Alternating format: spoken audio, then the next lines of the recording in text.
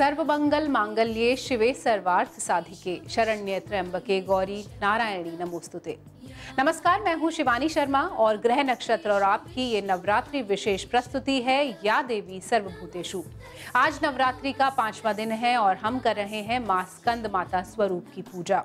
हमारे साथ हैं आचार्य राजेश जी, जो आपको बताएंगे आज के दिन का ज्योतिषीय महत्व, साथ ही आप कैसे कर सकते हैं मां स्कंद माता को प्रसन्न अपनी राशियों के हिसाब से पूजा कर।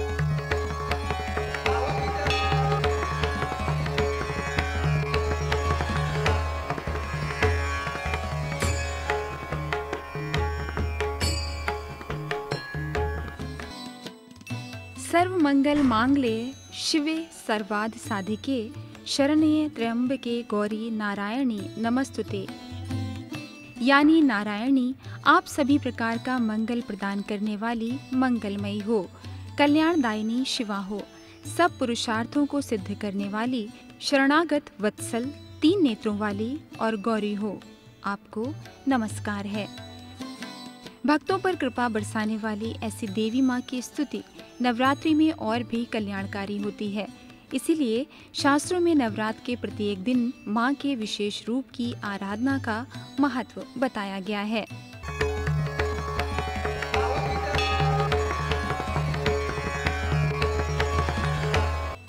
नवरात्रि का 5वां दिन स्कंद माता की उपासना का दिन होता है। मोक्ष के द्वार खोलने वाली स्कंद माता परम सुखदायी हैं और अपने भक्तों की सभी इच्छाओं की पूर्ति करती हैं। देवी के विग्रह में भगवान स्कंद बाल रूप में इनकी गोद में विराजमान हैं। माँ स्कंद माता का वर्ण एकदम शुभ्र है और इनका वाहन सिंह है। कमल के आसन पर विराजमान होने के कारण इन्हें पद्मासना भी कहा जाता है।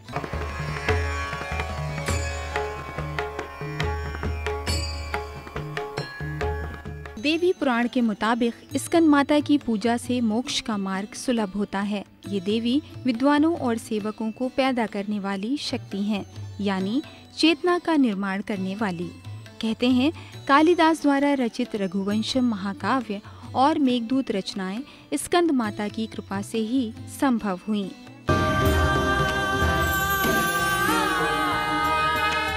आचार्य जी, आपका बहुत बहुत स्वागत। नमस्कार आचार्य जी, आपसे यही जानना चाहेंगे, आज मां स्कंद माता की आराधना की जा रही है, तो उनकी साधना से कैसे हमें उत्तम लाभ मिले?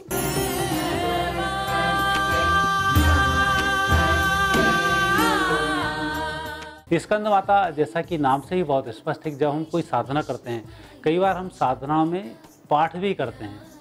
कोई रामायण का पाठ करता है, कोई भागवत का पाठ करता है, कोई महाभारत का पाठ करता है, और कई लोग विष्णु सहस्त्रनाम, गोपाल सहस्त्रनाम, कीला, करगला स्तोत्र, इन सब के जो पाठ करते हैं, यह स्कंद माता के अंतर्गत आते हैं। जब बुक को पढ़ के इस तरह के पाठ करते हैं तो हमें उन साधनाओं में सफलता की प्राप्ति होती है। इसलिए आज के दिन जिस ग्रंथ से हम ये पढ़ाई कर रहे हैं, उस ग्रंथ की हम पूजन अवश्य करें और उसकी पूजन उसी रूप में करें। जब हम देवी की साधना कर रहे हैं तो हमें देवी के रूप में उसकी पूजन करनी है, उसी ग्रंथ को चुनरी भी पहनानी है, उसी ग्रंथ की साधना भी करनी है, उसी ग्रंथ की आरती भी करनी है और उसे लड्डुओं का भोग भी समर्पित करना है, तो हमारी स्कंद माता की साधना सफल होती है। तो नवरात्रि पर आज हम कर रहे हैं मां स्कंद माता की आराधना। मां स्कंद माता आपको देती हैं यश और कीर्ति। आइए जान लेते हैं आचार्य जी से कि राशि के अनुरूप आप कैसे मां स्कंद माता को प्रसन्न कर सकते हैं। आचार्य जी, सबसे पहले जो 6 राशियां हैं उनकी अगर हम बात करें, मेष से कन्या राशि वाले लोग मां स्कंद माता को कैसे प्रसन्न करें? मेष राशि वाले व्यक्तियों के लिए आज का दिन आर्थिक पक्ष को मजबूत करने का दिन है, लेकिन आज आपको वाणी पर थोड़ा सा संयम रखना होगा। जो आप साधना कर रहे हैं उसमें खान पान पर नियंत्रण रखना होगा। वृषभ राशि वाले व्यक्तियों के ग्रह योग बहुत अच्छे हैं, चंद्र भी आपके पक्ष में और साधना भी आपके पक्ष में है। कुल मिलाकर आज आनंद की भी अनुभूति होगी, रोमांसिक शांति बनी रहेगी। मिथुन राशि वाले व्यक्तियों के लिए आज साधना में थोड़ा सा सावधान रहना चाहिए। यात्रा का आकस्मिक योग बन सकता है या अधिक यात्रा के चक्कर में साधना पर ध्यान केंद्रित नहीं कर पाएंगे, लेकिन धन की स्थिति आज शुभ रहेगी। कर्क राशि वाले व्यक्तियों के लिए दिन सभी प्रकार से शुभ है। आज आप साधनाओं में भी सफल होंगे, तनाव भी आज आपका कम होगा और जिन लोगों के लिए आप काम कर रहे हैं उसमें भी आप सफल होंगे। सिंह राशि वाले व्यक्तियों की तरक्की बहुत अच्छी है। आज आपको मार्गदर्शन भी अच्छा मिलेगा, आप कार्य भी बहुत अच्छा करेंगे और माता रानी की कृपा से साधना भी आपकी सफल होगी। कन्या राशि व्यक्तियों के लिए समय तो अच्छा चल रहा है, लेकिन आज जल्दबाजी पर आपको नियंत्रण रखना होगा। साथ यदि आप साधना कर रहे हैं तो साधना में आपको कुछ मालाएं आपको और बढ़ानी पड़ेंगी, अर्थात साधना का थोड़ा सा समय बढ़ाना होगा, तब जाकर कहीं आप अपनी साधना को सही रूप से अंजाम दे पाएंगे। तो राशि के अनुरूप आप भी पूजन करें और विशेष कृपा लें, विशेष लाभ लें आज के दिन का। लेकिन आज के दिन का वो कौन सा उपाय है जिससे आपको मिलेगा सबसे अधिक फल आज की पूजा का? आचार्य जी, कौन सा उपाय है आज के दिन के लिए?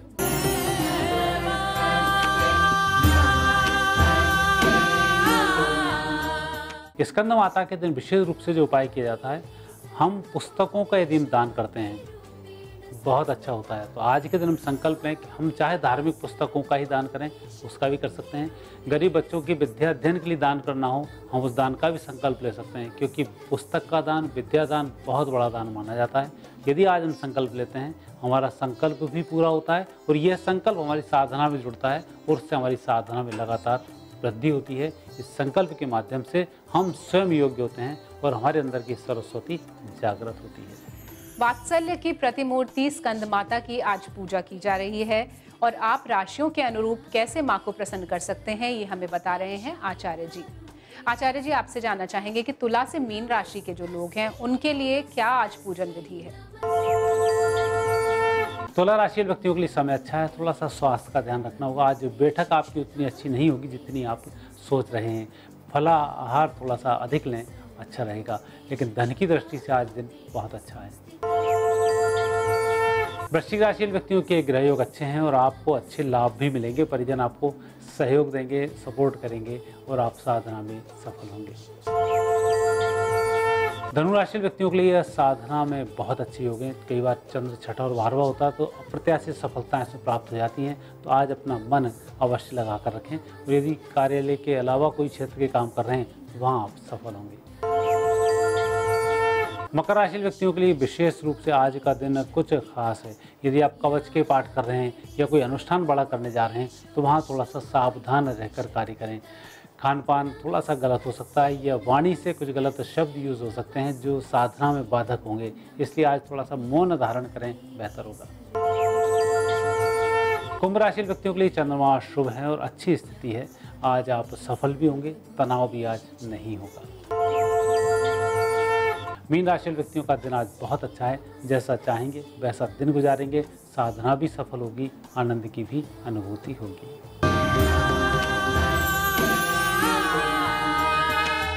आचार्य जी, आप हमारे साथ इस कार्यक्रम में जुड़े रहे, आपका बहुत बहुत धन्यवाद।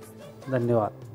या देवी सर्वभूतेषु में यहाँ वक्त है एक छोटे से विराम का, लेकिन कहीं जाइएगा नहीं, क्योंकि ब्रेक के उस पार हमारे साथ होंगे नक्षत्र गतान्वेषी डॉक्टर शंकर चरण त्रिपाठी जी, जो आपको बताएंगे कि वास्तु के हिसाब से कैसे नवरात्रि पर आप ले सकते हैं पूजा का सबसे अधिक लाभ।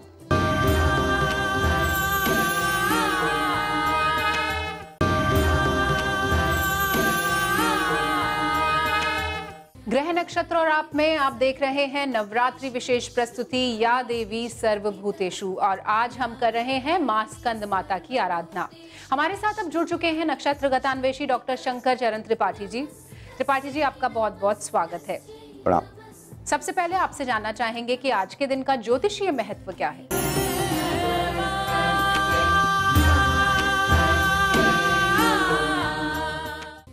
पंचमम स्कंद मातेति सनत सनातन सनत कुमार गणेश आदि जीवों के रूप में सृष्टि के संघात के निमित्त, निर्माण के निमित्त, सृजन के निमित्त, ज्ञान के निमित्त देवी का ये स्वरूप साधकों के लिए आज के दिन हृदय के नीचे और नाभि के ऊपर साधक आज पहुंच जाता है। नाभि के ऊपर और हृदय के नीचे स्कंद माता के स्वरूप में 5 प्राणों का अधिष्ठात्र, ज्ञान की बागवी प्रतिमा स्कंद माता, और 5 प्राणों पर साधक अपना आधिपत्य ही प्राप्त नहीं करता, अपितु धधकती हुई अग्नि ज्वालाओं, कामनाओं की अग्नि ज्वालाओं का समनात्मक आधार लेकर आज साधक उच्च कोटि के स्वयं के अवलोकन और देवी के विग्रह के अवलोकन की तन्मय अवस्था देख सकने में सक्षम हो जाता है। त्रिपाठी जी ने आपको बताया मां स्कंद माता की पूजा का ज्योतिषीय महत्व, और आइए अब जानते हैं कि राशियों के हिसाब से आप कौन से आसन पर बैठें, कौन सी दिशा में बैठें और मां को प्रसन्न करें। सबसे पहले हम जानना चाहेंगे मेष से कर्क राशि के जो लोग हैं आज कौन सी दिशा में मुख करके बैठें, कैसे आसन पर बैठें, यानी वास्तु के हिसाब से वो आज कैसे पूजा करें। दुर्गति नाशनी स दुर्गा।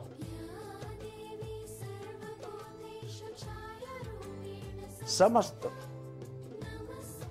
दुखों का विनाश करने वाली ये दुर्गा 10 दिशाओं में इसका आधिपत्य, 49 हवाओं में इसका आधिपत्य। लेकिन आज के दिन साधक, मेष का साधक पूर्व उत्तर लालासन और कुश से जल का अभिसिंचन श्रेष्ठ, ब्रश, स्वयं के वस्त्र शुभ्र, आसन नीलाश्म, कुश के ऊपर और कुश की अंगूठी पहनकर कुश से अभिसिंचित कर पूर्व और दक्षिण के कोने से लेकर पूर्व उत्तर तक के कोने का भाग अक्षांश में लेकर देवी का आवाहन कर सकता है। मिथुन द्वितीय कांति, यानी ऐसा रंग जो पीला से कम हो, हल्का पीला, जैसे सूर्य की आभा 1 बजे की होती है, ऐसी आभा का आसन और ऐसे ही वस्त्र तथा चांदी के चम्मच से ही अभिसिंचन, मंत्रों का अभिसिंचन, पृथ्वी स्नान, नवग्रह स्नान और स्वयं कलश में जल का प्रवाह। लेकिन इनकी दिशा पश्चिम, उत्तर, उत्तर पश्चिम, ये सर्वश्रेष्ठ कहते हैं। कर्क पूर्वाभिमुखी लाल आसन, मूंज के आसन के ऊपर लाल आसन और उत्तर और पूर्व से ऊर्जा का प्राप्त करना।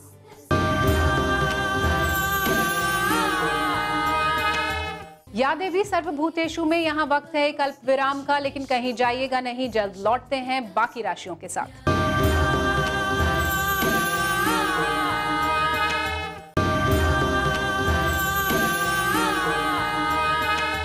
ब्रेक के बाद एक बार फिर आपका स्वागत है। आप देख रहे हैं या देवी सर्वभूतेषु, जिसमें हम कर रहे हैं मां स्कंद माता की महिमा का गुणगान और आपको बता रहे हैं कि कैसे आज आपको मिल सकता है मां की पूजा का विशेष लाभ। हमारे साथ हैं डॉक्टर शंकर चरण त्रिपाठी जी।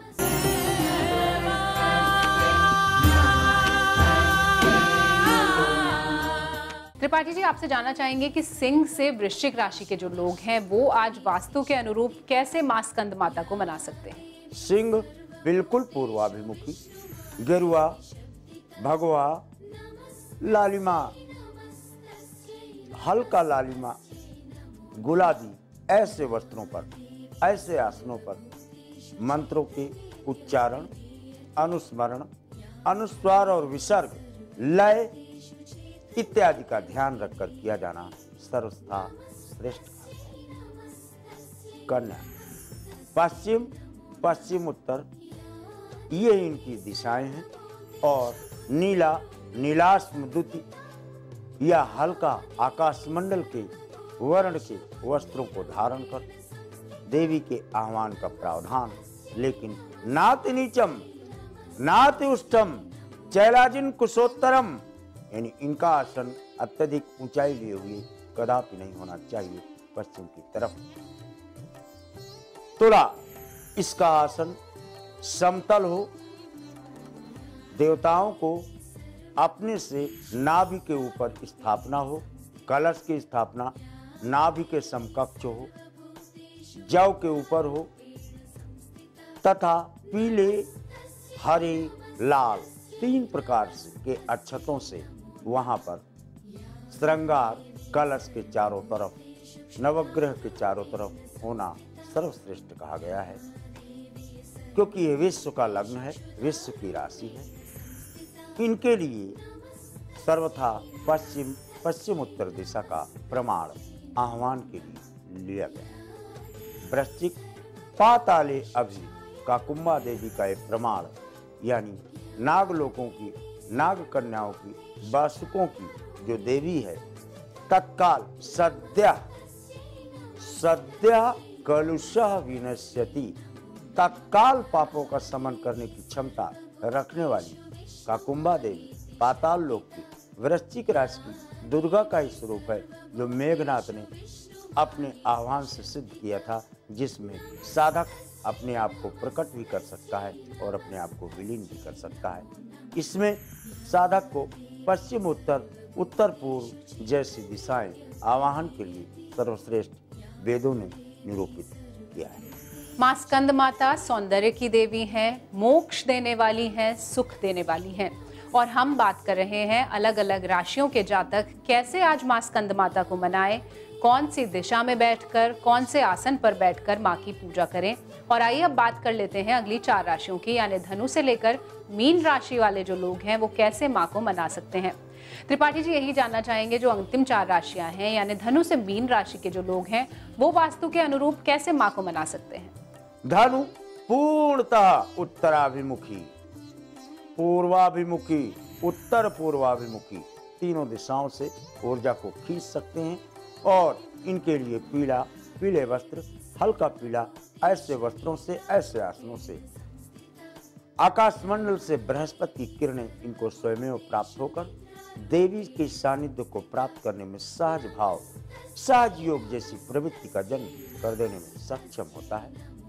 मकर पश्चिम उत्तर जैसी दिशाओं पर अभिमुख होकर वीरासन, वज्रासन जैसे आसनों पर बैठकर, मूंज के ऊपर स्थित आसन हो या न हो, लेकिन अत्यंत ऊंचा अत्यंत नीचा न हो, ऐसे आसनों पर बैठकर नीले या हल्के नीले वस्त्रों को धारण कर, दोनों राशियां मकर और कुंभ दोनों के लिए एक ही उभयनिष्ठ प्रमाण निर्णय सिंधु और सामुद्रिक द्वीप का भी दिया गया है। रही बात मीन की, सफेद वस्त्र, हल्के पीले वस्त्र, क्रीमी लेयर जैसे वस्त्रों को धारण कर ऐसे ही आसन पर मूंज की बनी हुई अंगूठियों को धारण कर, तब जल से कुश से ही अभिसिंचित कर मंत्रोच्चारण और आह्वान की व्यवस्था सर्वश्रेष्ठ आत्मावलोकन के लिए निरूपित किया गया है वेदों ने। तो मां स्कंद माता की आज आराधना की जा रही है। नवरात्रि का 5वां दिन है, हर तरफ मां के जयकारे गूंज रहे हैं। और मां के बारे में कहा जाता है कि मां स्कंद माता समस्त मनोकामनाओं की पूर्ति करने वाली मां है। तो आइए जान लेते हैं कि मां को कौन सा रंग प्रिय है, कौन सा भोग प्रिय है, ताकि मां आपकी सभी मनोकामनाओं को पूर्ण करें। त्रिपाठी जी जानना चाहेंगे कि मां स्कंद माता को कौन सा रंग प्रिय है, कौन सा भोग उनको चढ़ाएं ताकि उनकी कृपा हमें मिले।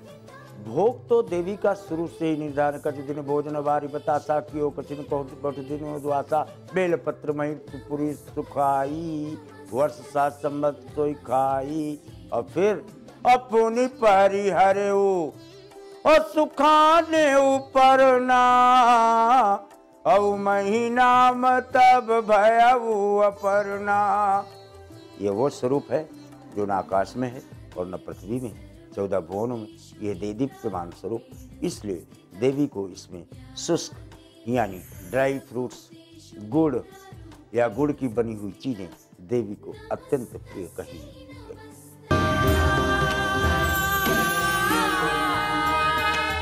त्रिपाठी जी आप हमारे कार्यक्रम में आए, आपका बहुत बहुत धन्यवाद। प्रणाम। नवरात्रि की इस विशेष प्रस्तुति या देवी सर्वभूतेषु में हम करते रहेंगे मां के अलग अलग रूपों का गुणगान, और आपसे कल मिलेंगे मां कात्यायनी की पूजन विधि के साथ। आज के लिए दीजिए हमारी पूरी टीम को अनुमति। नमस्कार, शुभ नवरात्रि।